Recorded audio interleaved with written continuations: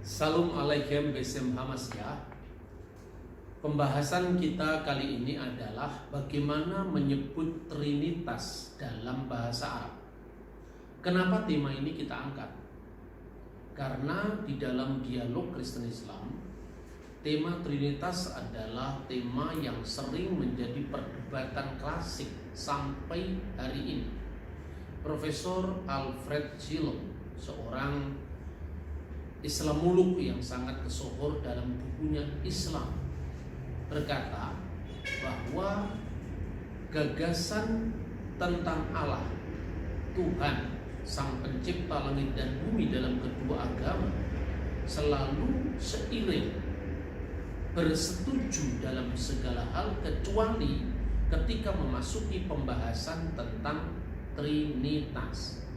Mengapa Trinitas itu menjadi sesuatu yang diperdebatkan? Hal ini harus diakui bahwa di dalam Al-Quran sendiri dikembangkan sebuah pemahaman yang itu bisa diarahkan kepada semacam pengertian Trinitas, sekalipun itu tentu bukan Trinitas. Salah satu dari teks Quran yang dijadikan rujukan itu adalah surat Al-Maidah ayat 73. Di sana jelas bahwa bahkan distigmakan kafir orang yang mengatakan sesungguhnya Allah itu adalah ketiga dari yang tiga.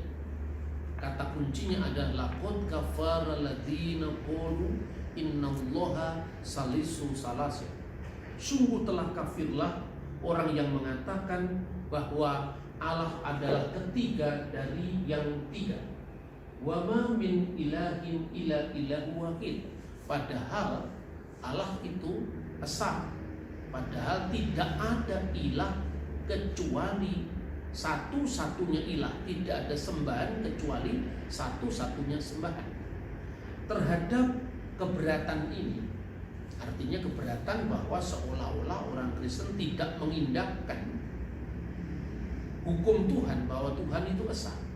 Tentu kita bisa berdebat panjang tentang masalah ini. Yang pertama adalah kata kunci innallaha salisu salasa. Pertanyaannya, apakah benar Trinitas itu dalam bahasa Arab adalah salisu salasa? Tentu untuk itu kita harus cek and recheck dari literatur Kristen yang berbahasa Arab sendiri. Saya berikan contoh. Ini adalah buku yang ditulis oleh Abuna Fadil Sidarus.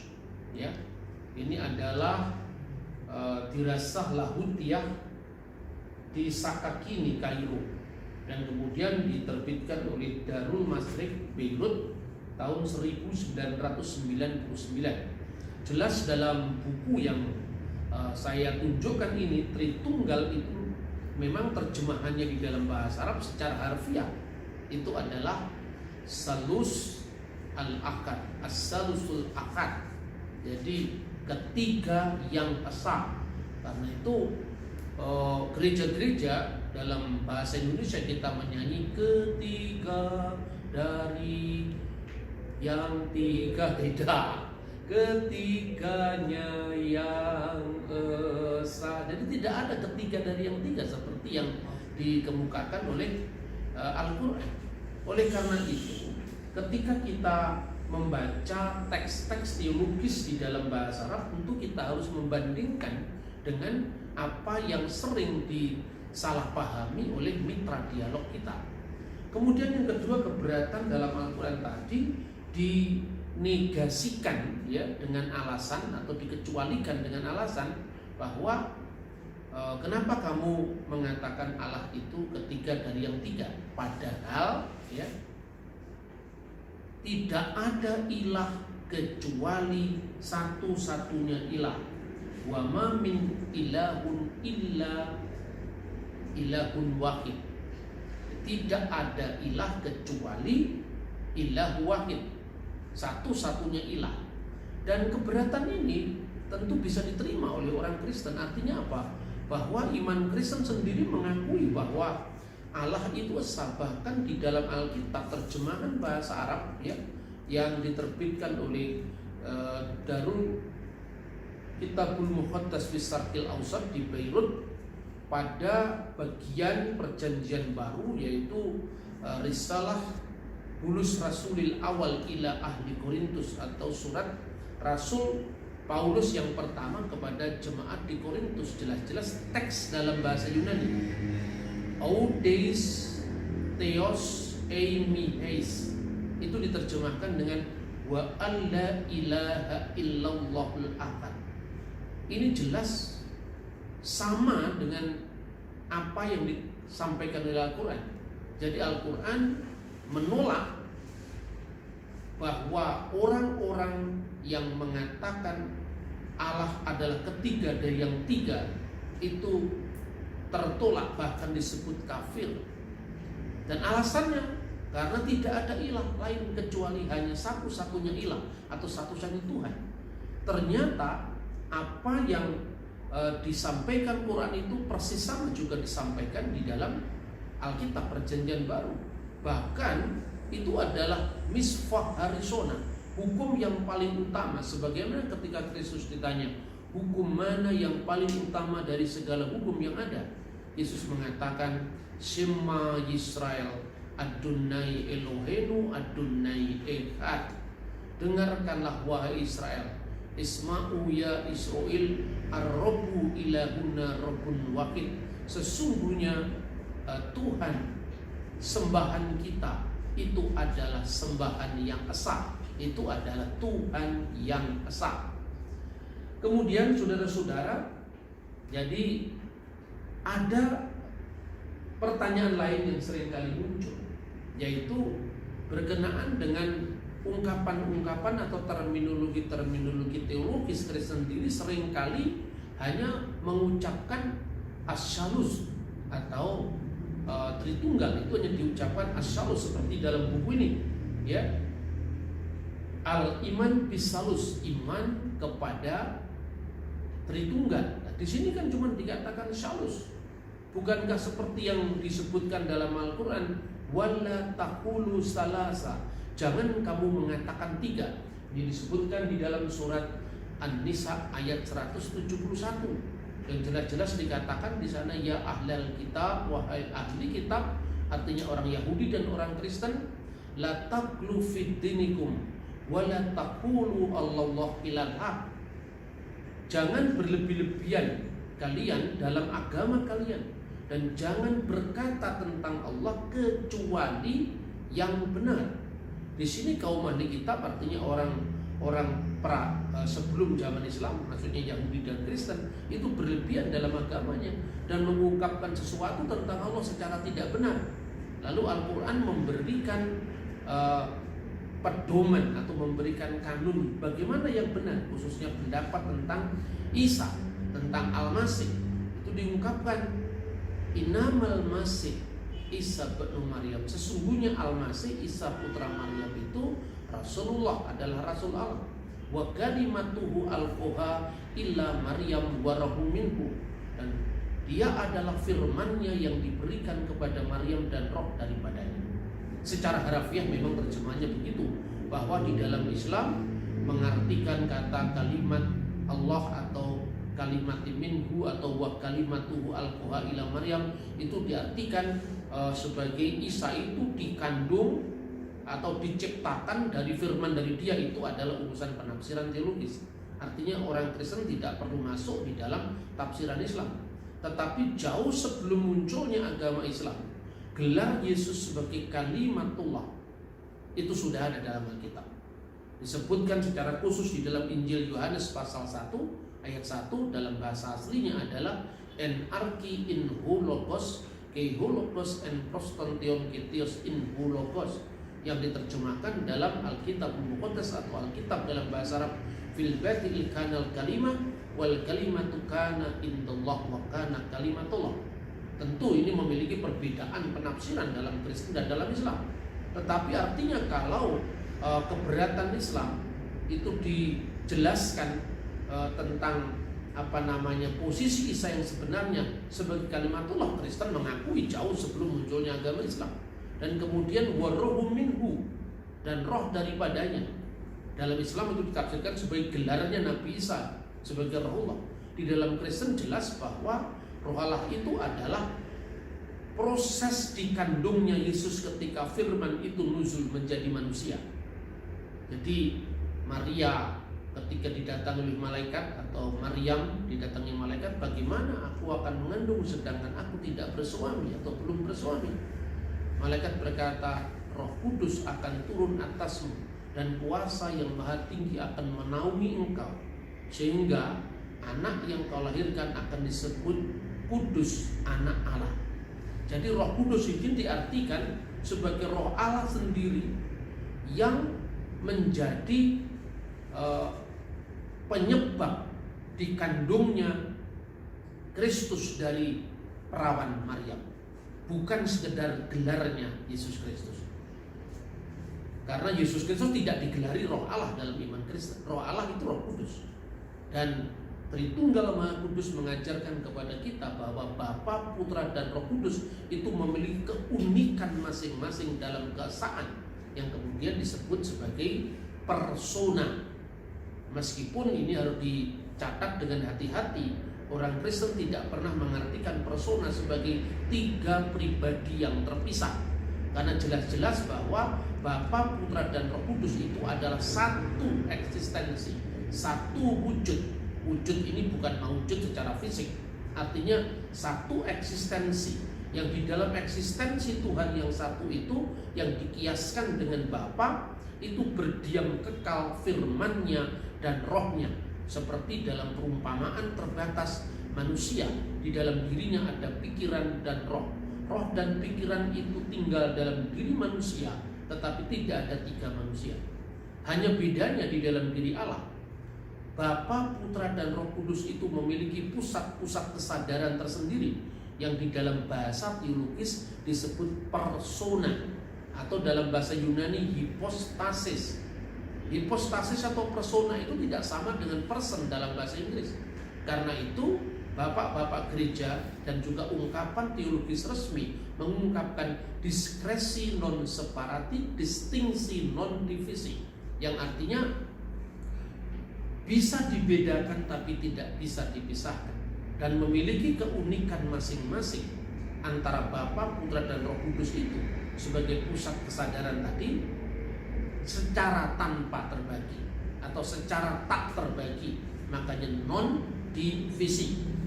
Nah, saudara-saudara, kita lanjutkan bagaimana sekarang ungkapan-ungkapan teologis dalam liturgi gereja, dan ini sangat penting. Bagaimana Tritunggal itu diungkapkan dalam bahasa Arab. Ini salah satu buku Holy Liturgy, yaitu buku liturgi suci di dalam bahasa Arab dari liturgi Basilius Agung, ya, yang dikenal dengan kitab Hullati al-Muqaddas li Mar Basilius al-Kubra, ya, atau Basilius al-Kabir di dalam bahasa Arab, ya. Di sini kita bisa melihat bagaimana pengagungan terhadap Tritunggal itu memiliki kekhasan masing-masing, tapi secara tidak terpisah, secara tidak terbagi. Bagaimana ketika orang Kristen misalnya ketika liturgi mengucapkan misalnya Al-Masdu lillahi, Al-Masdu lil Abi wal Ibni war Ruhil Qudus. Segala kemuliaan bagi Bapa dan Putra dan Roh Kudus. Al-ana wa kullu awanin wa ila dahrid dahirin. Amin. Segala kemuliaan bagi Bapa dan Putra dan Roh Kudus, sekarang dan selalu, serta sepanjang segala masa.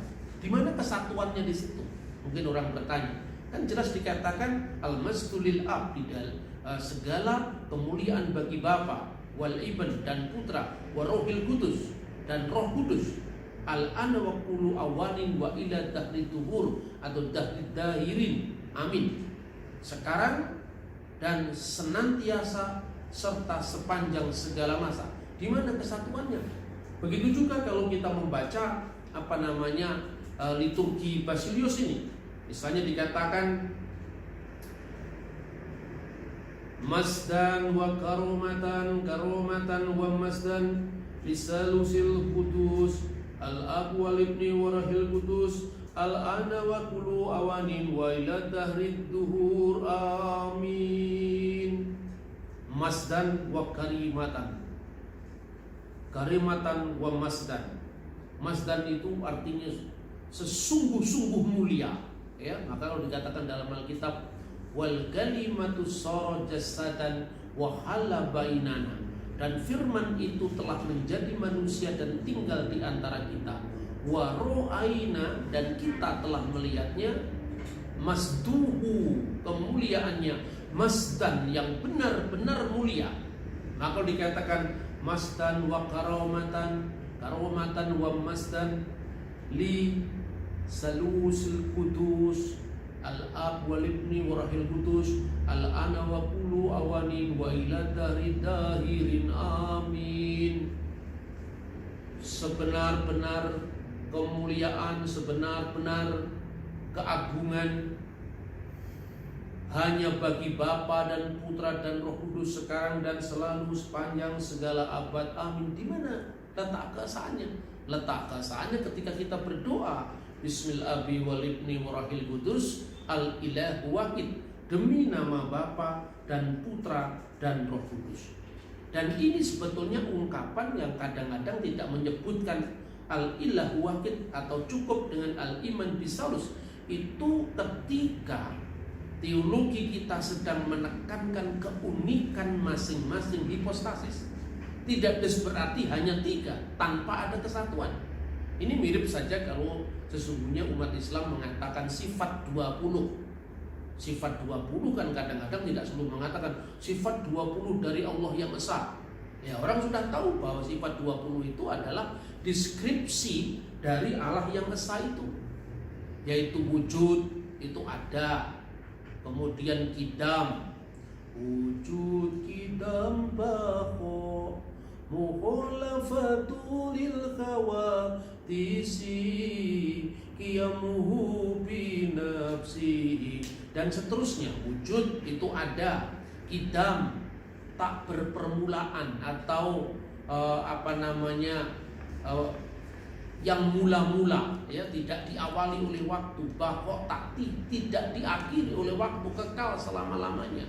Qiyamuhu binafsihi, berdiri sendiri. Mukhlafatul khawatis, berbeda dengan makhluknya. Wahdaniyah, serba esa. Itu dalam Islam mengungkapkan yaitu bagaimana wujud Allah yang esa itu. Nah, saudara-saudara, Tritunggal itu bukan bicara tentang jumlah. Tritunggal itu bicara tentang sirullah as-salusul akad, yaitu rahasia Allah, misteri Allah. Sirul asror, yaitu rahasia segala rahasia, misteri segala misteri, yaitu Bapa, Putra dan Roh Kudus. Yang mengungkapkan apa? Mengungkapkan tentang Allah yang esa, yang berdiam kekal bersama-sama dengan firman-Nya dan Roh-Nya. Dengan demikian Trinitas itu berbicara tentang sifat datiyah. Sifat datiyah itu artinya bukan zat dalam bahasa Indonesia cair, padat, bukan itu. Kata dat dalam bahasa Arab itu artinya self atau substance. Huwa datuhu artinya dia sendirilah, himself.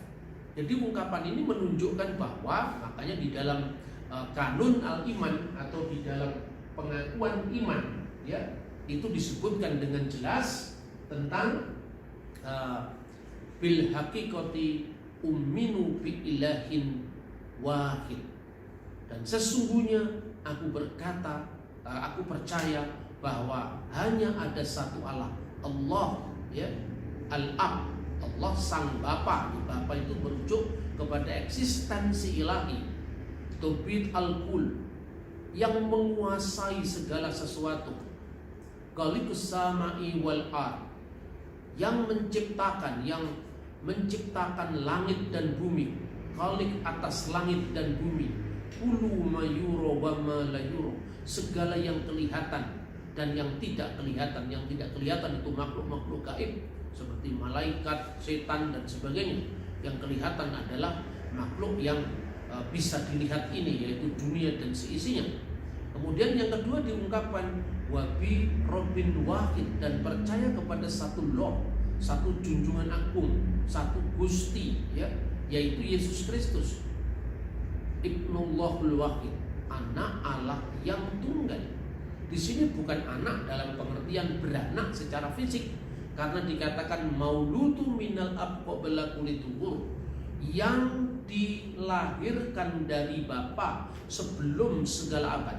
Tidak ada di dunia ini orang yang lahir dari Bapa, semua lahir dari Ibu. Terus apa artinya teks pengakuan iman atau kanun al-iman ini? Artinya merujuk bahwa ini bukan kelahiran fisik yang memerlukan pengandungan, yang memerlukan kelahiran, yang memerlukan bidan atau rumah sakit. Bukan itu. Tetapi ini ungkapan tentang pewahyuan diri Allah yang kekal melalui Sang Firman. Tidak seorang pun pernah melihat Allah. Di dalam Yohanes pasal 1 ayat 18. Tapi anak tunggal yang ada di pangkuan Bapa, monogenes patros, dialah yang eksegesatu, mengeluarkan rahasia Allah itu dari yang tidak kelihatan menjadi bisa dipahami oleh manusia melalui pewahyuan firman Allah sendiri. Dan firman itu akhirnya menjadi manusia. Nah, yang menjadi ganjaran yang kedua adalah lalu bagaimana dengan sosok Yesus secara fisik. Nah, ini pembahasan tentang kristologi. Pembahasan tentang kristologi tentu kita akan bicara tentang Kristus yang sepenuhnya Allah sebagai firman Allah, dan Kristus sebagai putra Maryam yang memasuki ruang dan waktu dan menjadi manusia demi keselamatan kita. Kiranya firman Tuhan yang kita baca melalui ungkapan-ungkapan di dalam bahasa Arab yang ini banyak sekali merujuk tentang kekhasan dari iman Kristen itu bisa mencerahkan kita semua. Dan oleh karena itu kalau di dalam bahasa gereja kita mengatakan as-salus saja, itu bukan berarti 3 titik. Dan itu paralel dengan kata-kata wala taqulu thalatha, bukan itu. Tetapi itu menunjukkan tentang 3 sifat dzatiyah Allah yang sedang diungkapkan, yaitu Allah yang adalah Bapa, itu wujudnya yang kekal, yang di dalam dirinya itu juga diam secara kekal firman-Nya dan Roh-Nya. Maka kesatuannya jelas karena firman itu dilahirkan dari Bapa, artinya mijile sabdo langgeng saka Gusti Allah kang maha langgeng. Keluarnya, terwahyunya firman Allah yang keluar dari wujud Allah untuk menyatakan siapa Allah. Jelas satu asalnya, yaitu Allah yang disebut sebagai Bapa ungkapannya.